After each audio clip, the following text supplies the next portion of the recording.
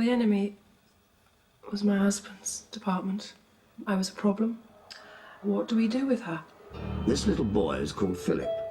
His full name is Philip Schleswig-Holstein Sonderburg Glucksburg, and he grew up in Germany.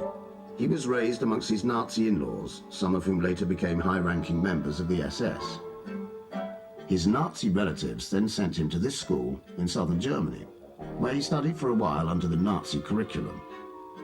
Philip later recalled that there was much heel-clicking and shouts of Heil Hitler were compulsory. And here's Philip in Darmstadt, in the heart of Germany, in November 1937, attending a family funeral for some of his Nazi in-laws.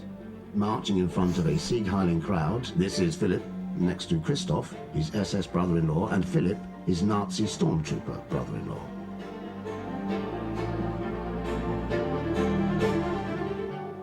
Imagine if a man with a past like this had somehow ended up marrying into British aristocracy.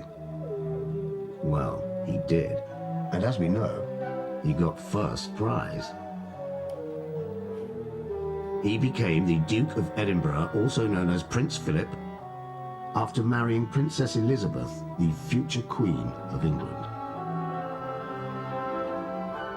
Philip buried his Nazi past and became a respectable member of British royalty. And his story has continued happily ever after. Apart from a few family troubles that were quickly resolved.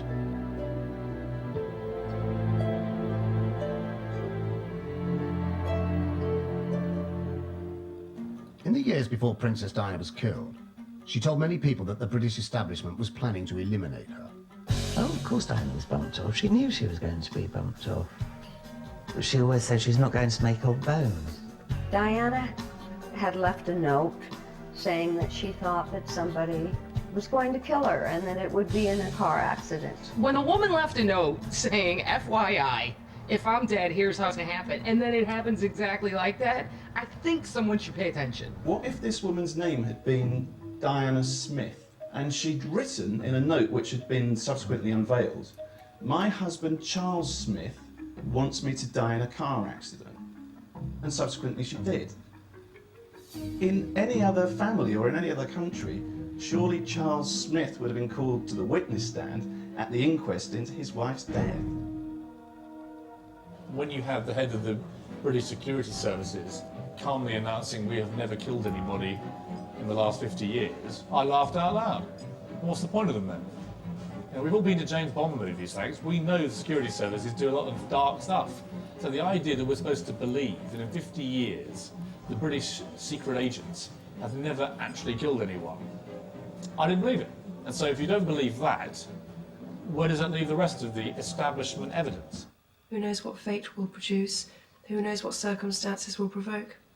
It's weird that at a time when you know the establishment can think of nothing worse than Dodi Fayed, son of Muhammad, marrying and possibly impregnating Diana, that she's conducting a major international offensive against landmines with all the crippling economic problems that would bring for the British establishment again, and the British government and America. But if you add all these to the mix, then if you were ever going to do something dodgy to Diana, that's the time you would do it. She'd become trouble, as she used to say to me. I'm trouble to them. I won't go away. I won't go quietly. She won't go quietly, that's the problem. I'll fight till the end. Presidents have been killed for less.